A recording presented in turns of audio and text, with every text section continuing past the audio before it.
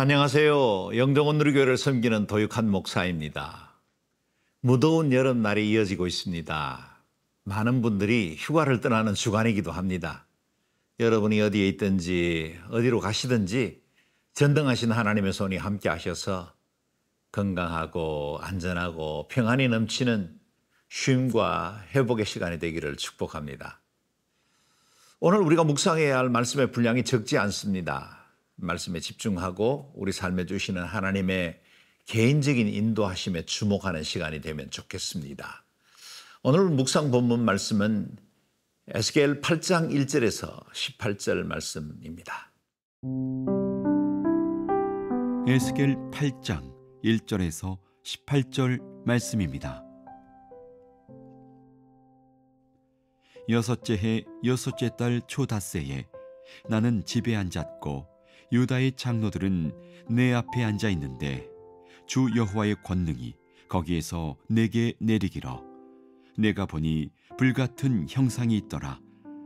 그 허리 아래의 모양은 불같고 허리 위에는 광채가 나서 단쇠 같은데 그가 손 같은 것을 펴서 내 머리털 한 모숨을 잡으며 주의 영이 나를 들어 천지 사이로 올리시고 하나님의 환상 가운데 나를 이끌어 예루살렘으로 가서 안뜰로 들어가는 북향한 문에 이르시니 거기에는 질투의 우상 곧 질투를 일어나게 하는 우상의 자리가 있는 곳이라. 이스라엘 하나님의 영광이 거기에 있는데 내가 들에서 본 모습과 같더라. 그가 내게 이르시되 인자야 이제 너는 눈을 들어 북쪽을 바라보라 하시기로 내가 눈을 들어 북쪽을 바라보니 제단문 어귀 북쪽에 그 질투의 우상이 있더라. 그가 또 내게 이르시되 인자야 이스라엘 족속이 행하는 일을 보느냐. 그들이 여기에서 크게 가증한 일을 행하여 나로 내 성소를 멀리 떠나게 하느니라. 너는 다시 다른 큰 가증한 일을 보리라 하시더라. 그가 나를 이끌고 뜰 문에 이르시기로 내가 본즉 담에 구멍이 있더라. 그가 내게 이르시되 인자야 너는 이 담을 헐라 하시기로 내가 그 담을 허니 한 문이 있더라. 또 내게 이르시되 들어가서 그들이 거기에서 행하는 가증하고 악한 일을 보라 하시기로 내가 들어가 보니 각양곤충과 가증한 짐승과 이스라엘 족속의 모든 우상을 그 사방 벽에 그렸고 이스라엘 족속의 장로 중 70명이 그 앞에 섰으며 사반의 아들 야사냐도 그 가운데에 섰고 각기 손에 향로를 들었는데 향연이 구름같이 오르더라. 또 내게 이르시되 인자야 이스라엘 족속의 장로들이 각각 그 우상의 방한 어두운 가운데서 행하는 것을 네가 보았느냐. 그들이 이르기를 여호와께서 우리를 보지 아니하시며 여호와께서 이 땅을 버리셨다 하느니라. 또 내게 이르시되 너는 다시 그들이 행하는 바 다른 큰 가증한 일을 보리라 하시더라. 그가 또 나를 데리고 여호와의 전으로 들어가는 북문에 이르시기로 보니 거기에 여인들이 앉아 단무스를 위하여 애곡하더라. 그가 또 내게 이르시되 인자야 네가 그것을 보았느냐. 너는 또 이보다 더 큰 가증한 일을 보리라 하시더라. 그가 또 나를 데리고 여호와의 성전 안뜰에 들어가시니라. 보라 여호와의 성전문 곧 현관과 제단 사이에서 약 25명이 여호와의 성전을 등지고 낯을 동쪽으로 향하여 동쪽 태양에게 예배하더라. 또 내게 이르시되 인자야 네가 보았느냐. 유다 족속이 여기에서 행한 가증한 일을 적다 하겠느냐. 그들이 그 땅을 폭행으로 채우고 또다시 내 노여움을 일으키며 심지어 나뭇가지를 그 코에 두었느니라. 그러므로 나도 분노로 갚아 불쌍히 여기지 아니하며 긍휼을 베풀지도 아니하리니 그들이 큰 소리로 내 귀에 부르짖을지라도 내가 듣지 아니하리라. 바벨론의 포로로 끌려가 있던 에스겔에게 두 번째 환상이 임했습니다. 본문 1절에는 그때를 정확한 날짜로 기록하고 있습니다. 함께 읽어보겠습니다. 여섯째 해, 여섯째 달 초닷새에 나는 집에 앉았고 유다의 장로들은 내 앞에 앉아 있는데 주 여호와의 권능이 거기에서 내게 내리기로. 여섯째 해라는 말은 바벨론 2차 침공에 의해서 여호야긴 왕과 에스겔이 포로로 끌려간 지 6년째 되는 해라는 뜻입니다. 에스겔에게 첫 번째 환상이 임했던 날로부터 14개월 후에 두 번째 환상을 보게 된 것입니다. 그날 에스겔은 자신의 집에 앉아 있었고 함께 포로로 끌려왔던 유다의 장로들도 그 자리에 동석하고 있었습니다. 그때 여호와의 권능이 임했고 에스겔은 한 형상을 보았는데 이미 1장에서 보았던 모습과 비슷한 모습입니다. 허리 아래는 불과 같고 허리 위에는 벌겋게 달아오른 빛난 금속과 같습니다. 하나님의 영광스러운 모습을 목격했지만 에스겔의 언어적 한계로 그렇게 표현할 수밖에 없었을 것입니다. 이후에 환상 가운데 하나님의 영이 에스겔을 예루살렘 성전 안뜰로 이끌어 가셨습니다. 몸은 분명 바벨론에 있었을 겁니다. 그러나 그는 주의 영에 이끌려 예루살렘 성전 안에서 일어나는 일들을 보게 되었습니다. 그리고 에스겔은 성전에서 결코 일어나지 말아야 할 4개의 역겨운 장면을 보게 됩니다.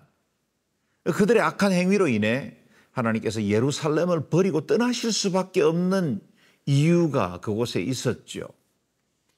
먼저 에스겔이 성전 안뜰로 들어가는 북쪽 문에 이르렀을 때에 거기서 한 우상이 서 있는 것을 보았습니다.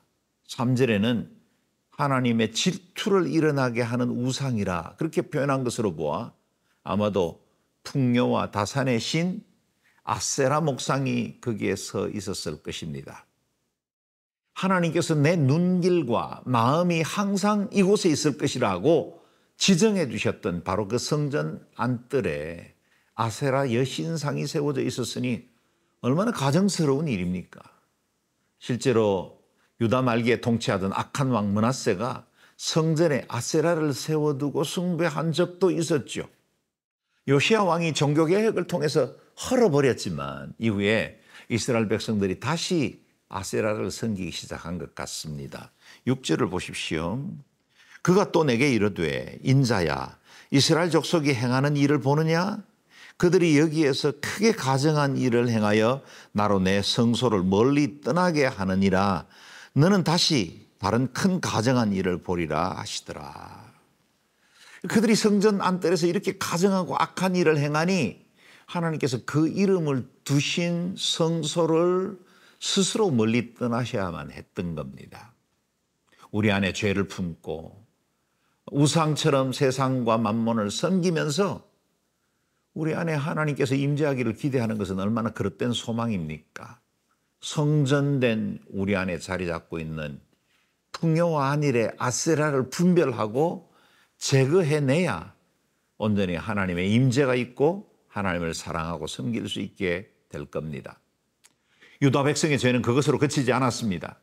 하나님의 영에 이끌려 뜰 문에 이르렀을 때 성전 담에 구멍이 하나 있었고 하나님은 그 구멍 뚫린 담을 헐고 안으로 들어가 더 악하고 가증한 일을 보게 하십니다. 그곳에는 어두운 우상의 방이 있었고 그 안에는 각양 곤충과 가증한 짐승과 우상들이 벽 사방에 있었고 이스라엘을 대표하는 70인의 장로가 우상들 앞에 향로를 피우고 있었던 겁니다. 거기에는 요시야 때 종교개혁을 주도했던 서기관 사반의 아들 야샤나도 있었습니다. 그들은 우상 앞에 분향하면서 여호와께서 우리를 보지 아니하시고 이 땅을 버리셨다 하며 하나님을 원망하고 있었습니다. 이 환상을 통해 이스라엘 지도자들의 삶 속에 얼마나 악하고 더러운 악이 은밀하게 들어와 있는지를 잘 보여주고 있습니다. 어찌 이게 유다 지도자들만의 죄악이겠습니까?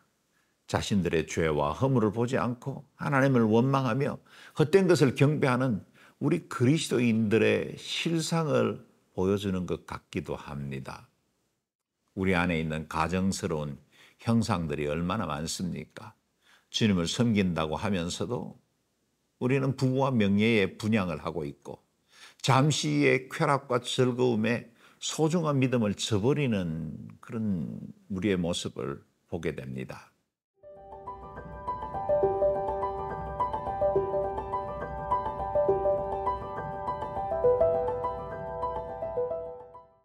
하나님의 영에 이끌려 에스겔이 돌아본 예루살렘 성전의 타락은 이루 말할 수가 없었습니다. 세 번째 역겨운 장면은 북문 안쪽에서 일어나고 있었습니다. 거기에 여인들이 앉아 바벨론의 풍요의 신이자 초장의 신이었던 담무스를 위해 애곡하고 있었습니다. 담무스는 신화에 따르면 건기에는 죽었다가 우기에 다시 살아난다는 우상입니다. 성전에 앉은 여인들이 담무스의 아내이며 여신인 이슈타르의 역할을 맡아 애도하는 것이 그들의 종교의식이었던 겁니다. 이스라엘의 죄악으로 인해 울고 멸망당할 수밖에 없는 현실을 보며 애곡해야 할 이스라엘의 여인들이 이제는 바벨론의 우상을 위해서 울고 있습니다. 이 같은 가증한 일을 여호와의 성전 뜰에서 행하고 있었습니다. 몸은 성전에 와 있었지만 그들이 섬기는 것은 우상이었고 이 땅의 풍요와 부귀를 추구하고 있었던 것입니다. 그뿐만 아닙니다.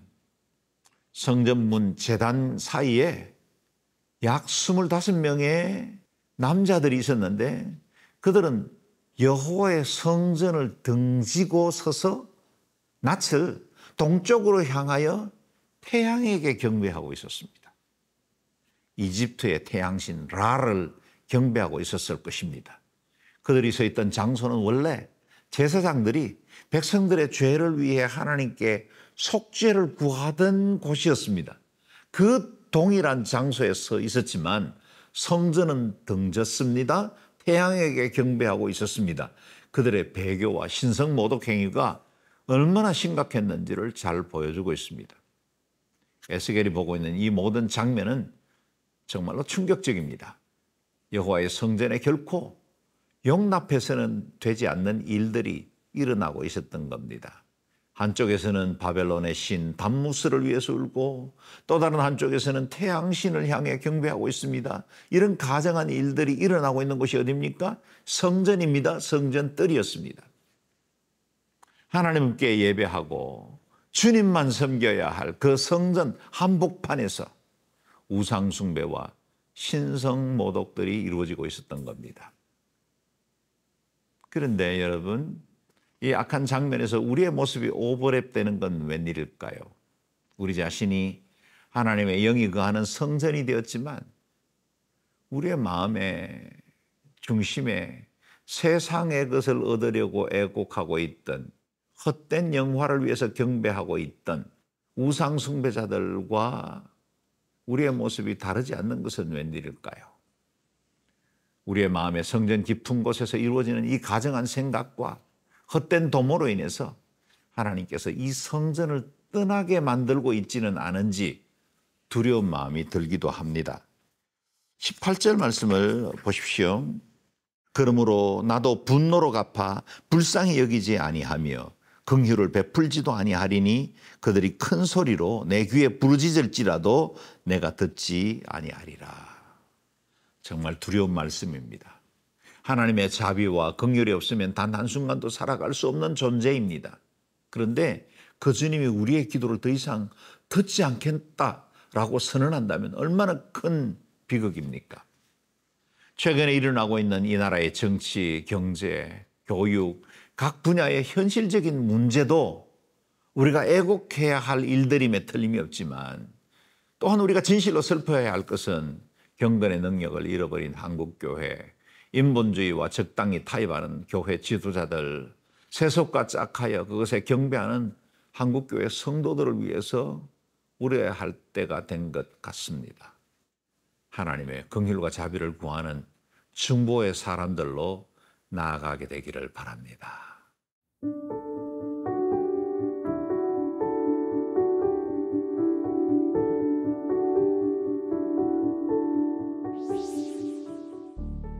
긍휼과 자비가 크신 하나님, 성전된 우리 자신을 더럽히고 세상과 짝하여 살아가고 있는 우리의 모든 허물과 죄를 용서하여 주시고 이 땅과 한국교회에 은혜와 긍휼을 베풀어 주옵소서. 한국교회의 유일한 구주 되신 예수님 이름으로 기도합니다. 아멘.